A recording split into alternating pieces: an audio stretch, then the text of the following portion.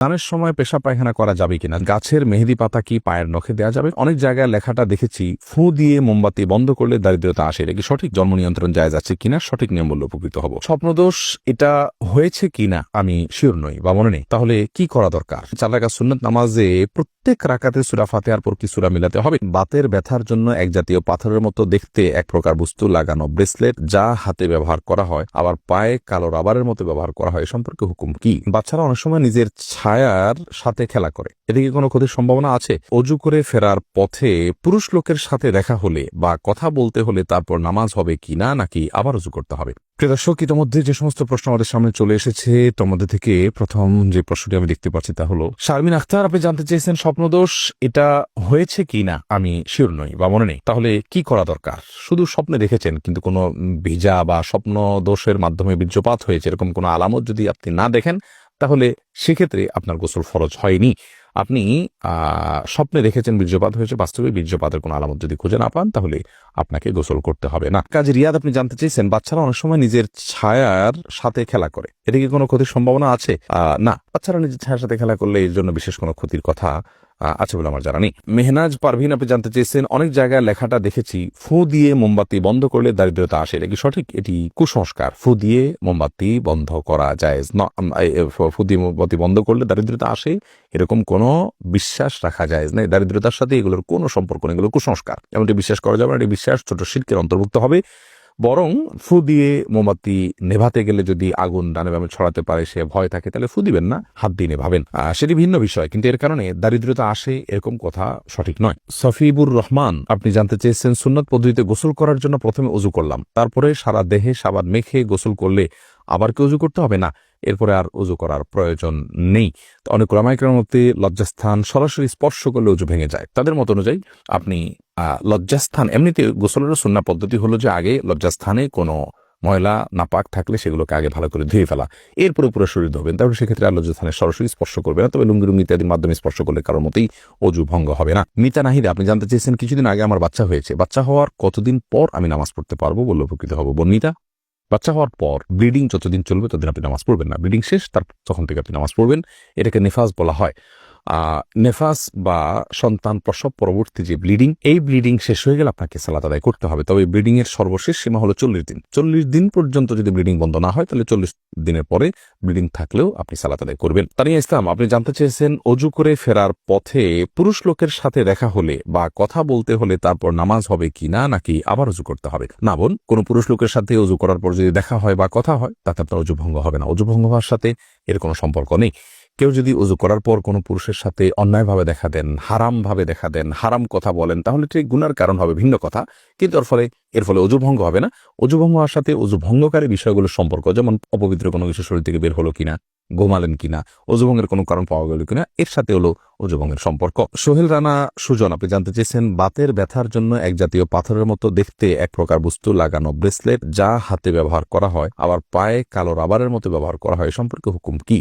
ভাই সোহেল, এই জাতীয় ব্রেসলেটের কোনো বৈজ্ঞানিক কোনো ব্যাখ্যা আছে কিনা যে এটি মানুষের শরীরে বাতের ব্যথাকে দূর করে? যদি থাকে তাহলে এটি ব্যবহার করা যেতে পারে, এবং যদি বৈজ্ঞানিক কোনো ব্যাখ্যা না থাকে, এর যৌক্তিক কোনো লজিক্যাল কোনো কারণ না থাকে, নিছক এটি একটা ধারণা মানুষের থাকে, তাহলে সেক্ষেত্রে এটি ব্যবহার করা জায়েজ হবে না। আলমগীর হোসেন, আপনি জানতে চেয়েছেন স্মৃতিশক্তি বৃদ্ধির জন্য কি কি আমল করতে পারে? স্মৃতিশক্তি বৃদ্ধির জন্য একটি বিশেষ আমলের কথা একটি হাদিসে পাওয়া যায়। বিশেষ সূরা, বিশেষ সংখ্যক বার রাতে 2 রাকাত নামাজ পড়ে, সেই হাদিসটি সনদকে মুহাদ্দিসিন ইকরাম জয়ীব বলেছেন। স্মৃতিশক্তি বৃদ্ধির জন্য গুনাহ থেকে বেঁচে থাকা আর স্বাভাবিকভাবে আল্লাহ রাব্বুল আলামিনের কাছে দোয়া করা, এই দুটি বিষয় বিশেষভাবে উল্লেখযোগ্য।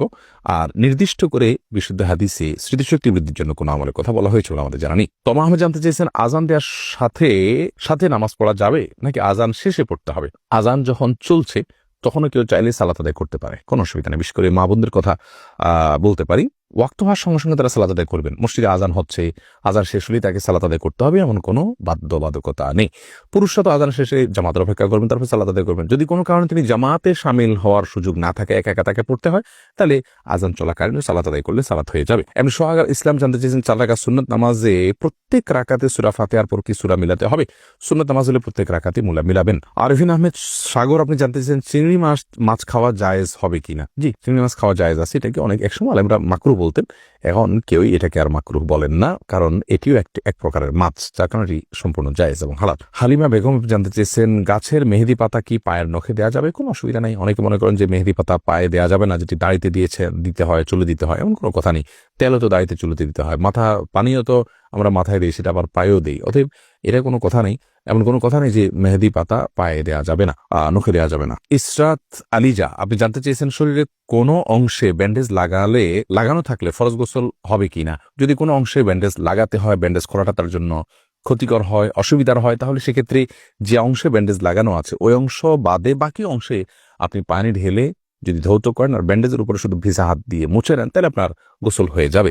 আর যদি ব্যান্ডেজটা এরকম জায়গায় হয়, কথার কথা পেটে বড় করে ব্যান্ডেজ আছে, তাহলে সেক্ষেত্রে আপনি উপরের অংশে কোনোভাবে পানি দিতে পারছেন না, দিলেই ব্যান্ডেজ ভিজে যাবে, তাহলে সেক্ষেত্রে আপনি অবশ্যই তায়াম্মুম করে সালাত আদায় করতে পারবেন। যে প্রশ্নে আমি দেখতে পাচ্ছি, নাসরিন আক্তার চাঁদিনী আপনি জানতে চেয়েছেন, সোনা দিয়ে কি দেনমোহর শোধ করা যায়?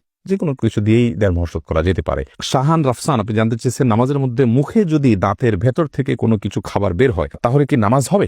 সামান্য যদি কণা টনা জাতীয় হয় কোনো অসুবিধা নেই, তাতে নামাজ হয়ে যাবে। দাঁতের মধ্যে কণা ছাড়া তো আর বড় কিছু থাকার কথাও নয়, অতএব এটি জায়েজ হবে ইনশাআল্লাহ। হ্যাঁ, যদি মুখের ভিতরে কোনো খাবার রেখে আপনি নামাজ দাঁড়িয়ে যান আর ওটা খেতে খেতে নামাজ পড়েন, আপনি গিলেন খান, তাহলে তো আপনার নামাজ হবে না। মেহরুন রিয়া আপনি জানতে চেয়েছেন, দেনমোহর যদি না নেওয়া হয় তাহলে কি কিছু হবে?